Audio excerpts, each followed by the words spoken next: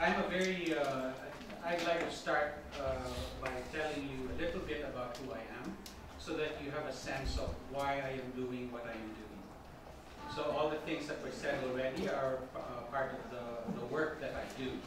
I was born in the Philippines and studied in the Philippines until I was in high school and then college, and then I went to the United States to study, with the full intention of going back to the Philippines to teach in our School of Theology, where I went to school in Iloilo, which is south of Manila. That did not happen. There are all kinds of stories about why I was not able to go back to the Philippines, but I went to the US to study, and then I stayed. And so now I'm living in the United States, and I'm very proud to say I'm already 64 years old. That means I have every right to make a mistake because I'm already very old. Right? So if I make a mistake, sorry for you. That's my right to make a mistake. But I've lived now in the U.S. for probably more than 40 years. My experience is not unique. It's not unique to Filipinos. It's not unique to people around the world. We live today in a world, what I call a diasporic world, right? And diaspora has to do with being scattered. Once you are scattered, once you leave your home where you were born, and you take with you what you are, but it changes. So, as an example, I like to, as a Filipino, I always eat rice in the morning. Sometimes even rice like what we had today, I enjoyed it. Rice in the morning, but in the US, it was bread. So sometimes when I go back to my home country, during breakfast, I will look for bread. Even though I also know how to eat and enjoy rice. I use it as a very small example of saying that diaspora changes the way who we are, how we think, how we feel. And as a result, you will see in my work that I am actually trying to come to terms, my personal, intellectual, theological pilgrimage is actually trying to come to terms with the fact that I am a person in diaspora. I'm also a very careful writer and speaker. I try to be very careful with the language that I use, because I believe language is the house of being. But that is to say, language shapes who we are. And shepherds us, actually. It tells us where to go. So you have a different language, and I have a different language. And when we meet together and have a conversation, sometimes I will use a term that is not familiar to you. You will ask, what did Lester mean? And I will tell you now, don't think and ask, what did Lester mean? I will ask you to say, what does this word or this sentence mean to me, to you? And it may mean something very different, but that's okay. Because language has a way of shaping who we are, and we can leave it in the hands of language to help us on our journey. So my original title was had something to do with social capital, peace building, and transformation. I changed that to study notes on social capital, peace building, transformation. I changed that yesterday when I was listening to the part of the lecture. Because I am not going to give a lecture. I don't know how to give a lecture. For me is a cogent argument. What I'm going to do today is to share with you my notes. And I have 64 pages of notes. So if I spend slides, so if I spend 2 minutes on each, we will be here for 2 hours. If I spend 5 minutes on one, we'll be here until this afternoon. And I don't want to get in between your lunch and okay. So I will jump around. But I will share this with you and look at them as notes. So that in your own work, even when I am no longer here, you can take a look at these notes and maybe think about it and see what it might mean to you. Okay? All right.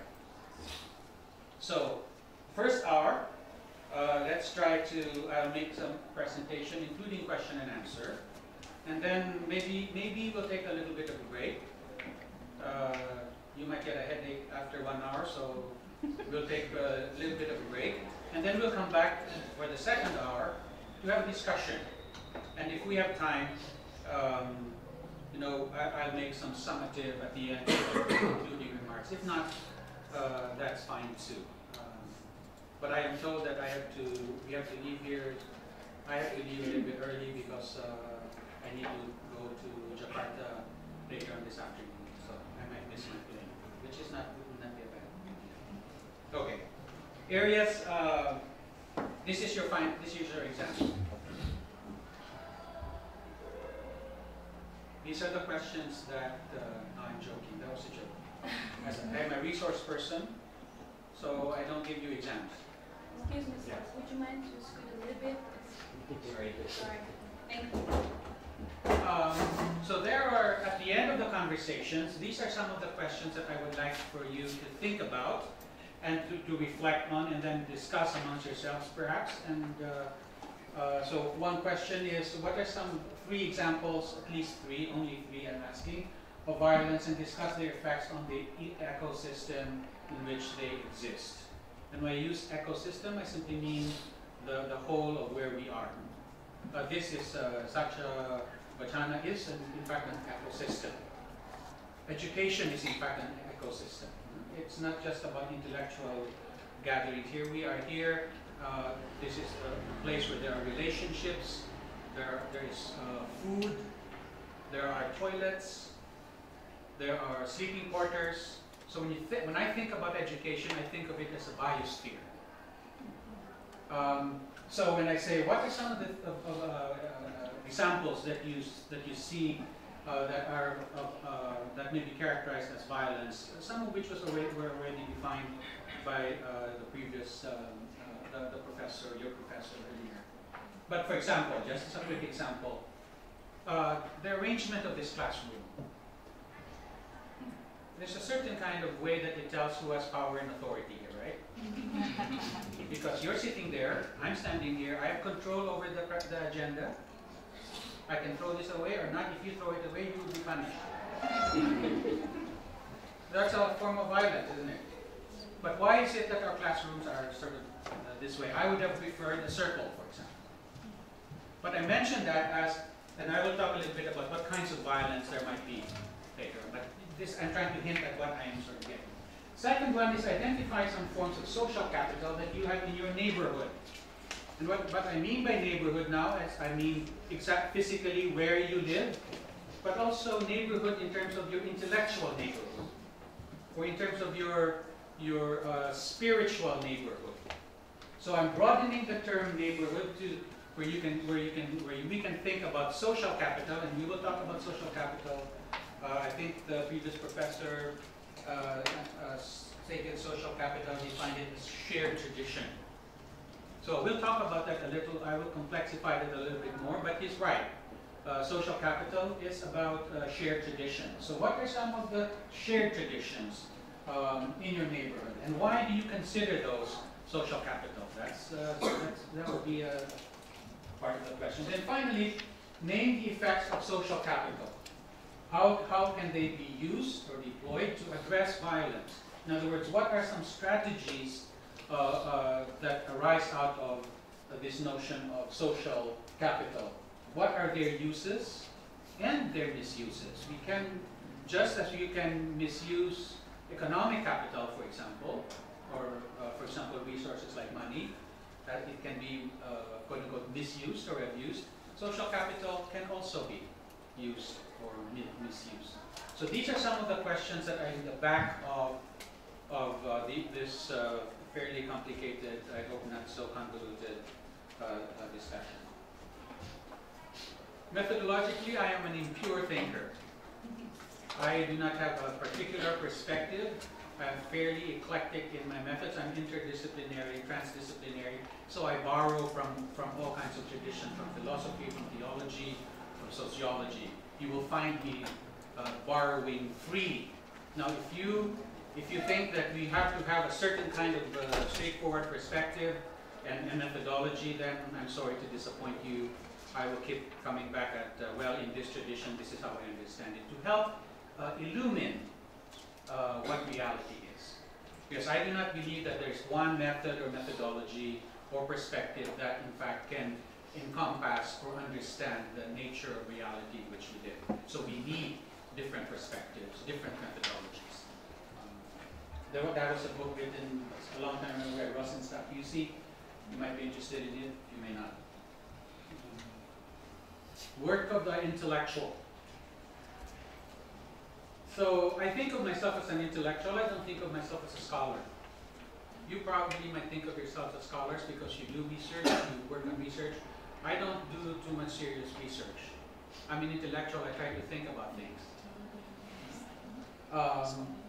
But I draw from an author that I like very much, who says that the intellectual, the task of the intellectual is not, it's not to shape somebody else's thinking, but rather it is to problematize what we are all thinking about. And so you will find me in this presentation, I will keep on problematizing, I will problematize social capital, I'll ask questions. Part of the basis of the Christian faith.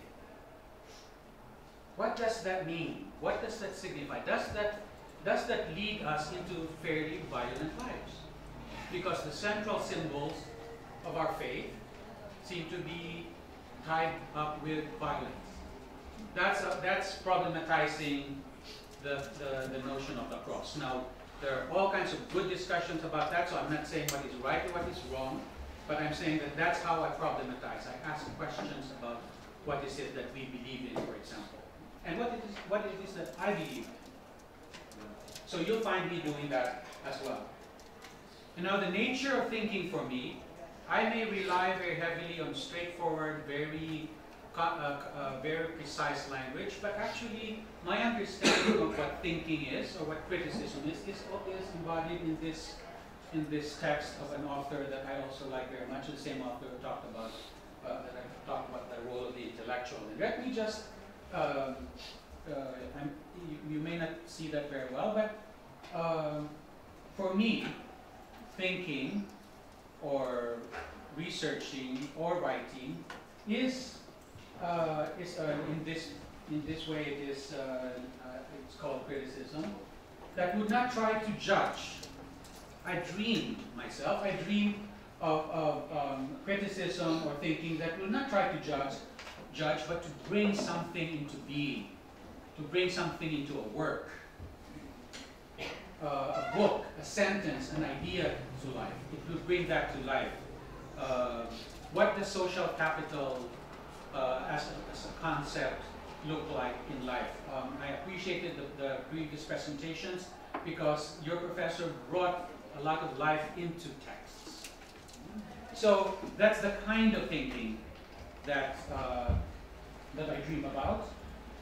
It's like lighting fires. It's watching the grass grow.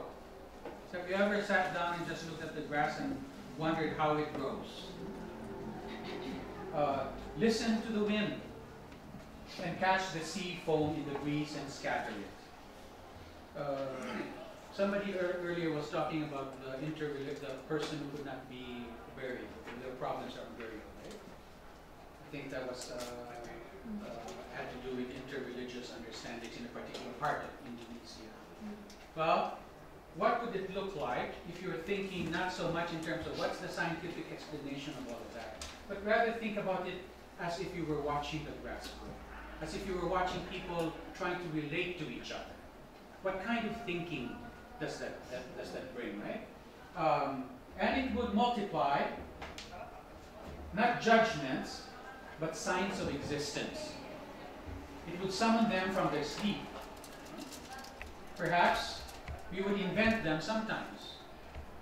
I would encourage you to invent so many things even if there's no data to support it, for example.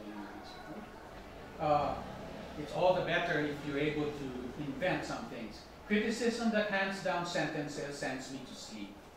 I might do that to you today. I'd like criticism of scintillating leaps of the imagination. It would not be sovereign or dressed in red.